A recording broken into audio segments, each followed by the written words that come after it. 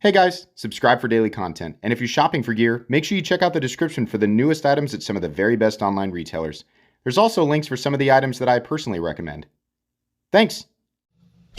What's going on YouTube? Metal Complex here, and today I've got another short little unboxing video to share with you guys. No idea what's in here. Probably somebody responding to my recent community post about knives I was looking for review, which means I had a conversation with this person and just don't remember what it is. But I'm going to share it with you guys today. As per usual, if it is something I can link, I will link it right down below in the description for you to check out. It does help my channel when you use my links, but that is entirely up to you. Thanks so much to my patrons for supporting me, and please make sure to follow me on Instagram at metal_complex. And thank you so much to whoever sent this for loaning this to me for review. As is the case with all loaners, these knives go back to their owners after I'm done. It's really starting to sound like a Dr. Seuss book. Unintentional rhymes are kind of cringy. Okay, so we got something there. Good. Here's a note. Here's a note. Thank you, and thank you for the packing material. It's always, I reuse that packing material, guys, so thank you for doing that. Nick, thank you so much. Hey, MC, enjoy the blank. It's a little knife. Okay.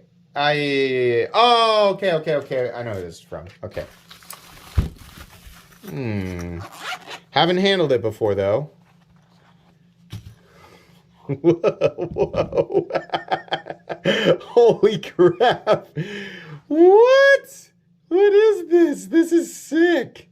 Wow. Is this, spalting? Is that what we call this? Maybe I'm wrong. I think people who make fixed blades will probably be able to correct me. This looks really nice. So you guys know my thing with fixed blades on this channel. Sometimes if they're larger, like if they're just really, really cool, even if I have no practical use for them, I'll take a look at them. But the ones that I actually like to carry and use are a lot smaller. This is definitely in that a lot smaller sort of category here. Look at this. This is wild. Look at all these layers in here. That's gorgeous. I'm pretty sure there's a specific person behind this material, and maybe I'm wrong. Maybe there's more than one person making it, but they did a nice job with this. So this is going to be most likely a fully handmade item. The spine on this is fully radiused. I do not know what the steel is. I wonder if they're... So this is just called the pocket cleaver. Oh, the Nick Nichols pocket cleaver. That's what it says right there. Now, blade steel, I have no idea. Let me get this little edge. So you could... How does it get a flat surface here? We use the River's Edge sticker. Yeah, you can totally rock that. Well, it's hard to say with the. Let me get a box. What do I got here? What do I got here? There we go. No, that's got personal. We'll use the same box that it came in, real quick. What I'm testing to see is if I can if I can lay the blade down flat on a surface, like for food prep. So with the handle, almost. There's your initial contact point right there. You can see there's just a little bit. So yeah, you could do a little bit of sort of camp, like very minor food prep. Obviously, you know, a regular kitchen knife is going to be better, but you could do that. Nice choke up point. I'm having my pinky fall off the back here, so it's just a 3-finger position grip. But yeah, the edge, is it flat?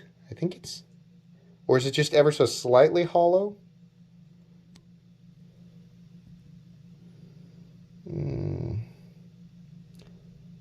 Maybe slightly hollow. It's really hard to tell, honestly. I'm just gonna cut a piece of paper here real quick with it. I just want to see. It's got a fairly thick edge. It'll still slice. It's definitely still capable of slicing. It's catching on a little bit.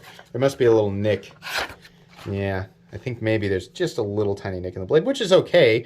I mean, this is somebody's user. I mean, so it wouldn't surprise me. The edge is actually pretty bitey, but I think there's just one little spot in the edge that needs to be, it could be stropped out, right? Really cool looking, though. I mean, you know, I don't normally look at stuff like this on the channel, but if it's more of an EDC-sized object, then maybe. Let's go ahead real quick. I'm just curious about the weight here. Weight of the cleaver by itself is 3. I cut myself. Whoops. The weight of the cleaver by itself is 3.28 ounces in the sheath, which is real nice. 5.33 ounces, right? So not that much different than carrying something like a Microtech SOCOM Elite, which is almost exactly the same weight as the knife and the sheath. I want to do some measurements here real quick. The overall length of the cleaver is, it's about 6 1/8. Cutting edge 3 inches, and total blade length is also 3 inches. I'm kind of curious about the blade stock thickness as well. Just curious. I know I don't really do this in the review, but I'm just curious. It's actually pretty darn thin. Okay. I think if that edge were stropped, it would actually work really well.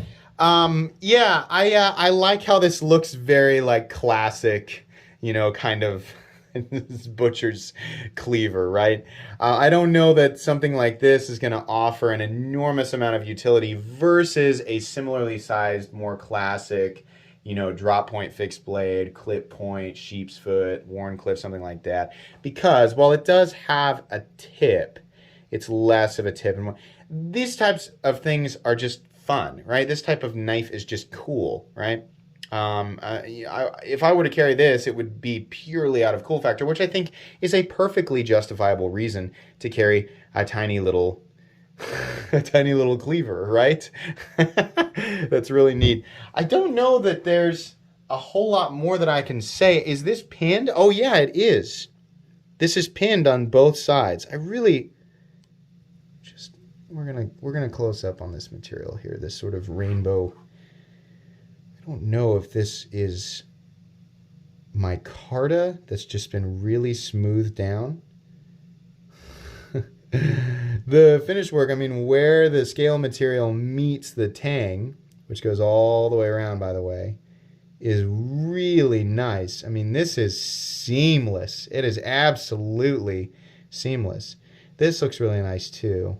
All of this. The whole, I think that's intentionally kind of, you know, goofy, because it's right around the area where it's been spalted. I don't know. The inside of that is a little bit rough, but the rest of it looks pretty good. This also just sort of transitions into a flat. There's no distinct, there's a little bit, but you can see it just sort of turns into, it's almost a different, it's different up here obviously than it is down here. Yeah, it's neat. Definitely a cool knife. I don't know if I'll do a full review on this or not.